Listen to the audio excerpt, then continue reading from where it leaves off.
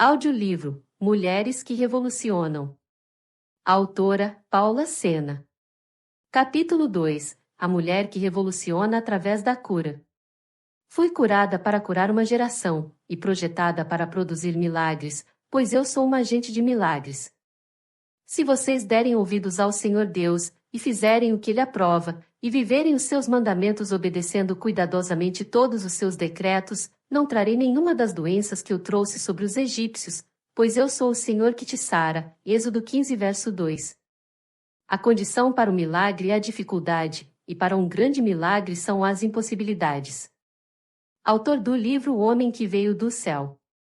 Nunca houve tanta necessidade de cura como nos dias atuais, tempos de epidemias de doenças que se proliferam, assustam e aterrorizam a humanidade.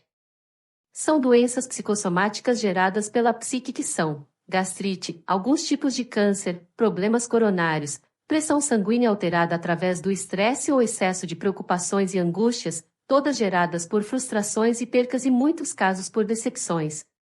Claro, sem falar das doenças causadas pelos hábitos alimentares errados e outros genéticos.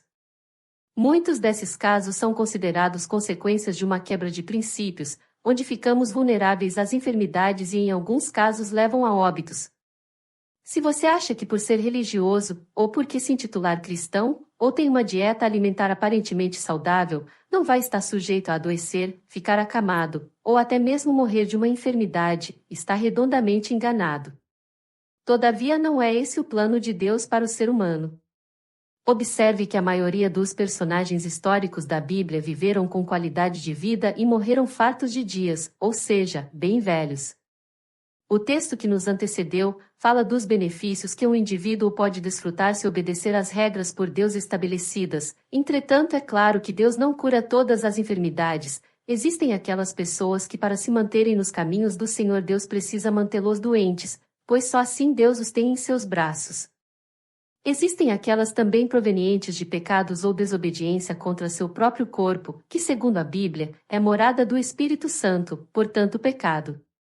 Contra o proprietário ou dono do corpo, Deus, pelo qual vamos prestar conta diante dele pelo nosso corpo. Não estou generalizando ou me referindo a pecados segundo a lógica e conceitos humanos, mas me refiro à desobediência em geral, aos princípios e valores por Deus estabelecidos.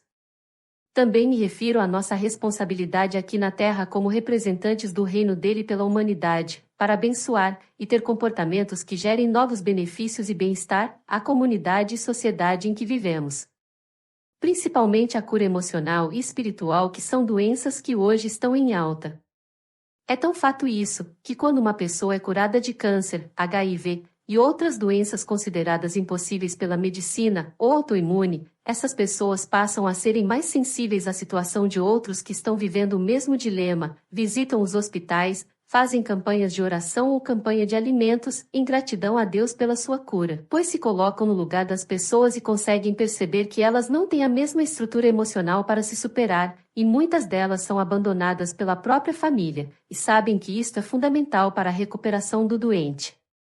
Pois a fé é um estado de espírito, e a Bíblia diz que tudo é possível ao que crê, e sem fé é impossível agradar a Deus. A incredulidade é uma afronta a Deus, e automaticamente anula a fé, porque onde uma está a outra não estará, onde existe a incredulidade não existe a fé, e onde existe fé não existe incredulidade, ou dúvida. Qual a diferença de dúvida e incredulidade? A dúvida é estar indeciso ou desconfiado, e não crer. E a incredulidade é a junção da dúvida com a murmuração seguida de rebeldia, com atitudes de revolta inconformadas pela situação. E as pessoas envolvidas com este sentimento, geralmente preferem entregar os pontos, e desejam a morte. Mas como a vida pertence a Deus e todos têm um tempo determinado por Ele na terra, se ainda não tiver chegado o tempo desta pessoa morrer, vai continuar vivendo. Essa pessoa vai sofrer por longos e frustrantes anos, e ainda vai fazer sua família padecer e até seus amigos, ou a própria igreja ou comunidade que ela servia. Todos vão viver em função da mesma, reunidos com orações e intercessões porque querem o bem-estar daquela pessoa. Eu espero que você que está lendo este capítulo não esteja vivendo nesta condição, Pois se depois de ler toda esta mensagem de revolução física, escolher ficar doente, você estará sujeito a ter uma má qualidade de vida, e condenado a viver o resto de seus dias frustrado, e só morrerá quando Deus quiser.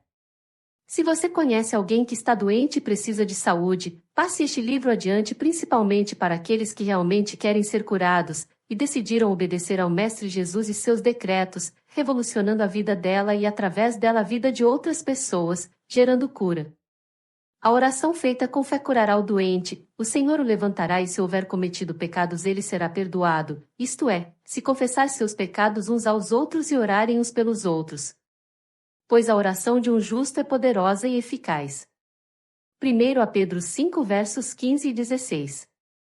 O problema de muitas pessoas hoje é que preferem lidar com os analgésicos, os remédios para pressão alta, antidepressivos, insulinas para diabetes, remédio para gastrite, dores de cabeça, remédio para insônia. Outros decidem viver dependentes das orações e campanhas, também como uma espécie de analgésico espiritual, ou reivindicando a vida toda a sua cura de Deus e das pessoas à sua volta, do que trabalhar com prevenção zelando pelo templo de Deus que é o seu corpo, obedecer a Deus e ordenar que as enfermidades saiam no nome de Jesus. Claro que nem todas as doenças estão relacionadas ao nosso estilo ou à nossa dieta alimentar. Existem as doenças malignas causadas por entidades espirituais, que só saem com jejuns e orações. Mas não vamos entrar nesse mérito. Nosso assunto em foco é como revolucionar através de nossa cura. Para revolucionar através da nossa cura precisamos não somente contar nossa experiência pessoal, de cura e milagre, como também passar para as pessoas que o objetivo maior de Deus é a cura de suas emoções, restaurar a liderança das nossas vontades, restaurar a nossa fé e restaurar nossa identidade como filhos dele. O maior projeto de Deus para nós, através de nós é a salvação da humanidade.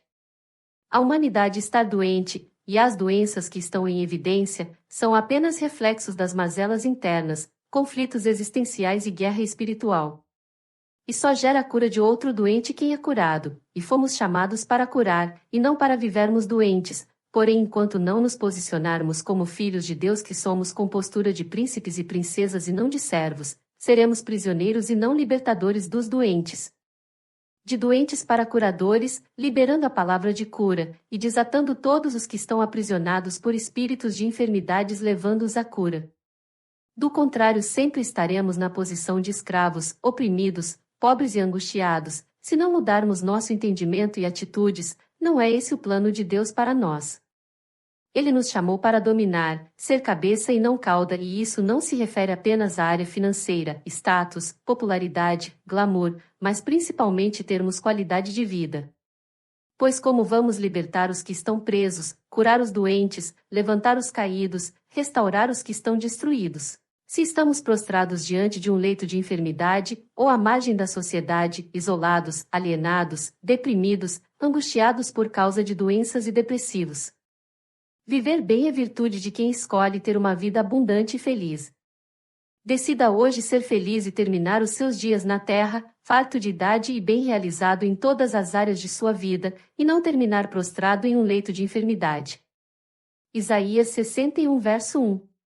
Uma mulher que escolheu revolucionar não se prostra diante das doenças, sobrepõe-las.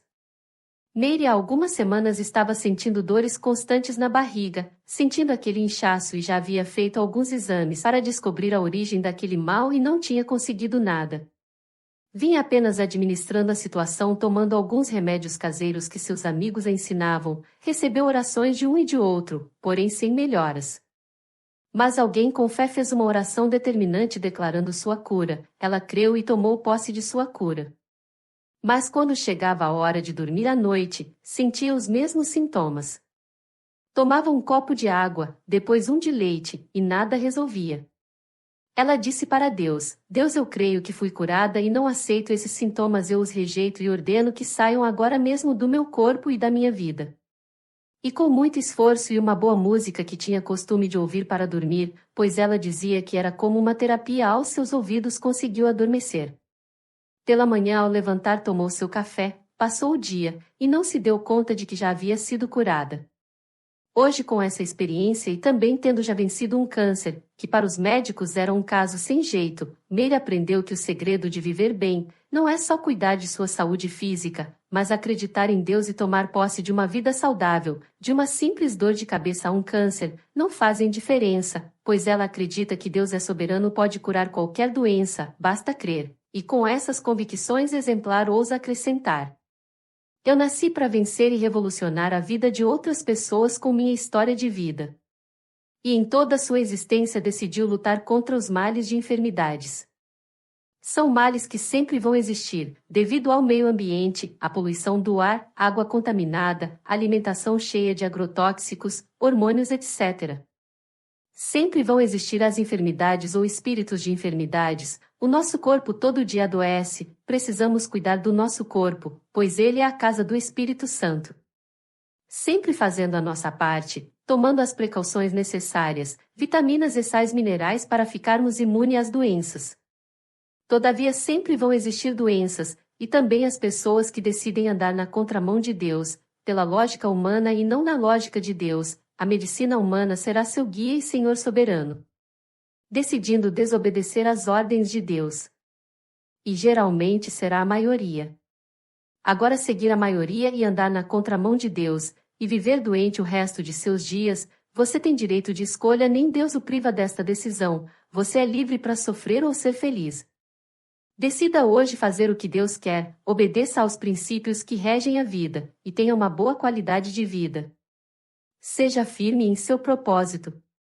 Você é especial, obra-prima das mãos do Criador, um projeto de Deus criado para dar certo.